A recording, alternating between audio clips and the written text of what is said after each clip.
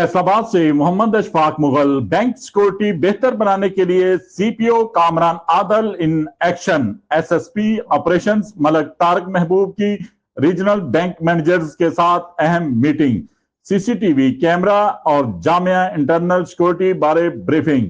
CPO Faisalabad की हदायत पर एसएसपी ऑपरेशन की सिक्योरिटी के हवाले से जिले के तमाम रीजन बैंक मैनेजर्स के साथ पुलिस लाइंस कॉम्प्लेक्स में अहम मीटिंग। एसएसपी ऑपरेशन मलक तारक महबूब ने बैंक सिक्योरिटी को बेहतर करने और एसओपी के मुताबिक अपग्रेड करने के सिलसिले में फैसलाबाद के रीजन बैंक मैनेजरों के साथ पुलिस लाइन कॉम्प्लेक्स में मीटिंग की। मीटिंग में SP Madina town division, SP Sadar division, जिला भर के तमाम रीजन बैंक मैनेजर ने शिरकत की।